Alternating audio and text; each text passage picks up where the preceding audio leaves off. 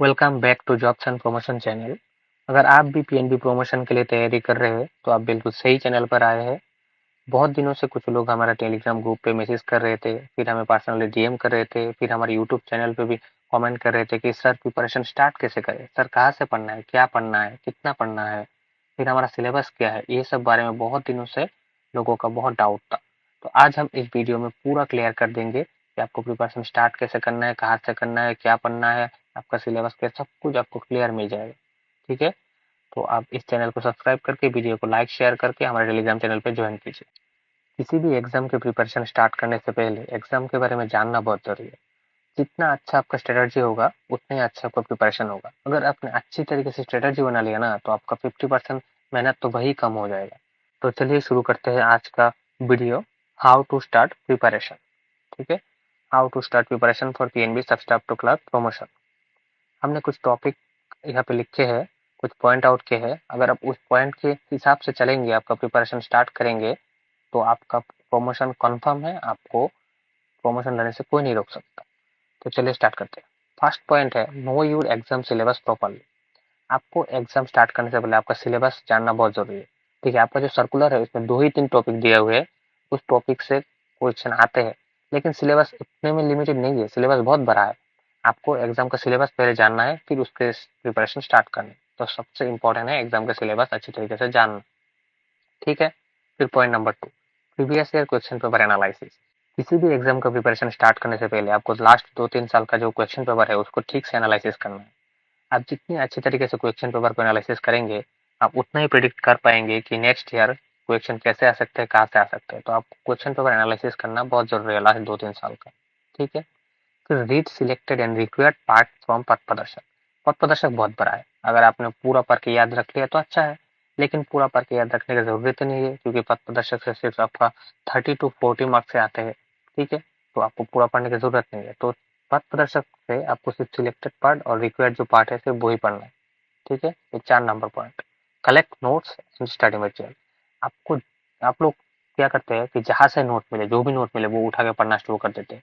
अरे ये सब पढ़ने की जरूरत नहीं है। आपका जो सिलेक्टिव कुछ नोट्स है जो कि एग्जाम के लिए इंपॉर्टेंट है, वही नोट्स को आप कलेक्ट कीजिए, वही को आप अपना स्टडी मटेरियल बनाइए, फिर वहां से स्टार्ट कीजिए आपका जो पढ़ना है वो। फिर देखिए आपका प्रिपरेशन कितना अच्छा होता है।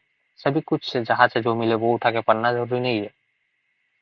फिर point number 5, make your own notes. आपको खुद का नोट बनाना जो बहुत जरूरी है।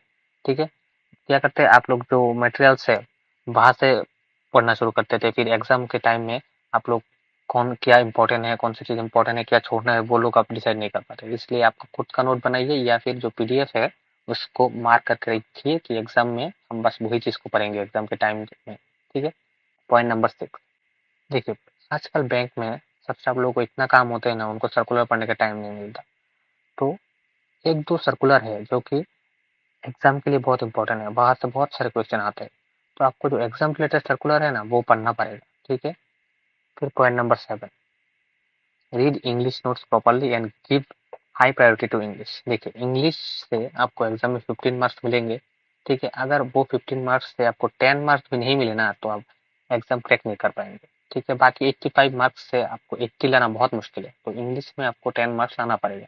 ठीक है, तो जिन लोगों का इंग्लिश स्ट्रॉन्ग नहीं है उन लोगों के लिए ये दिक्कत है, आपको इंग्लिश में भी हाई प्रायोरिटी देना पड़ेगा। ठीक, फिर point number 8, analysis expected cut off.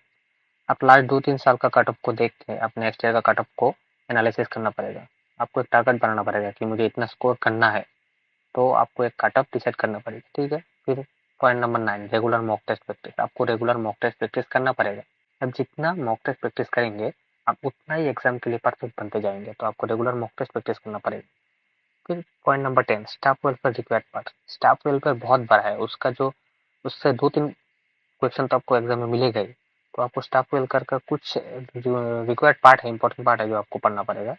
फिर point number 11, try to coordinate with mentor. अब जहाँ से भी नोट ले, जिस भी कोचिंग सेंटर से नोट ले, सिर्फ नोट लेके छोड़ दे ये सब मत कीजिए। आप उस कोचिंग सेंटर के साथ जुड़े रहिए, कोऑर्डिनेट करिए उसके मेंटर के साथ कि मुझे ये दिक्कत आ रहा है इस टॉपिक में, मैं इसका कुछ आसान सा नोट मिल सकता है क्या मुझे, फिर मुझे ये टॉपिक छोड़ना है या ये टॉपिक पढ़ना है, इस टॉपिक में कितना इंपॉर्टेंस देना है, इसके लिए आप एक मेंटर के साथ हमेशा जुड़े रहिए। ठीक है, फिर रेगुलर रिवीजन, आपको रेगुलर रिवीजन तो देना ही पड़ेगा। जितना आप रिवीजन होंगे आपका, जितना आप रेगुलर रिवीजन दे पाएंगे उतना ही आपका बेसिक स्ट्रॉन्ग होगा, उतना ही आपका एग्जाम अच्छे होंगे। फिर पॉइंट नंबर 13 है मोस्ट इम्पॉर्टेंट एक्सपेक्टेड, जो 1000 क्वेश्चन है जो हम प्रोवाइड करते हैं उसको आपको बहुत अच्छी तरीके से पढ़ना पड़ेगा।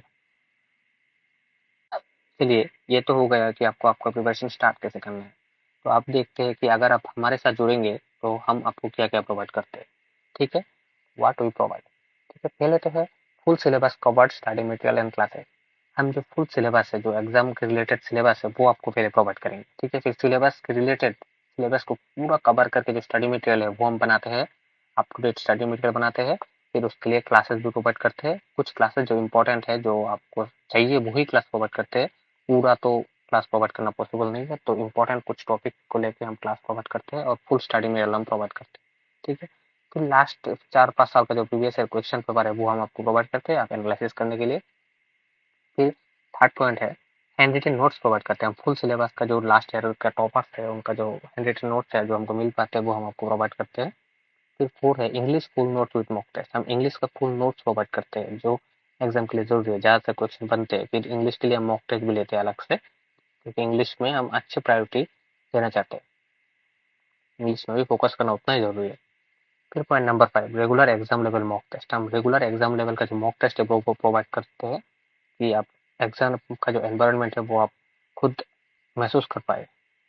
फिर point number 6 important notes of पथ प्रदर्शक। पथ प्रदर्शक पूरा पढ़ने की जरूरत नहीं है, हम उसके लिए आपको नोट्स प्रोवाइड कर देंगे। अगर आप पढ़ेंगे तो भी अच्छा है, अगर आप नहीं पढ़ पाए तो हम आपको उसके इम्पोर्टेंट जो नोट्स है वो प्रोवाइड कर देंगे। ठीक है, फिर पॉइंट नंबर 7 है notes from exam related circular. Exam related जो सर्कुलर है वो भी हम आपको ही प्रोवाइड कर देंगे, आपको सर्कुलर देखने की जरूरत नहीं है, उससे हम नोट बना के आपको प्रोवाइड कर देंगे।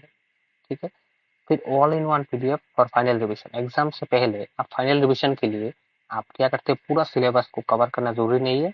आप तो पूरा सिलेबस पूरा साल पढ़ेंगे ही, तो एग्जाम से 1-2 दिन पहले सिर्फ जो इम्पोर्टेंट है वो उसके लिए हम एक all in one PDF provide कर देंगे, इससे आपका जो रिविजन है वो स्ट्रॉन्ग हो जाएगा। फिर पॉइंट नंबर 9 है मोस्ट एक्सपेक्टेड क्वेश्चन। हम एग्जाम से पहले आपको 1000 क्वेश्चन का एक एक्सपेक्टेड क्वेश्चन का सेट प्रोवाइड कर देंगे, वहां से आपको बहुत क्वेश्चन डायरेक्ट मिल जाएंगे एग्जाम में। ठीक है, फिर हम आपको 1-to-1 मेंटरशिप देते हैं। अगर आपको कोई भी दिक्कत हो तो आप हमें कांटेक्ट कर सकते हैं, आप हमें पूछ सकते हैं कि हमें ये पढ़ना है नहीं पढ़ना है, इसके लिए आप हमको हम आपको मेंटरशिप भी देते हैं। ठीक है, अगर आपको ये वीडियो पसंद आया है और आप हमारे साथ जुड़ना चाहते हैं तो हमारे चैनल को सब्सक्राइब कीजिए और हमारे टेलीग्राम चैनल को भी ज्वाइन कीजिए। Thank you for watching.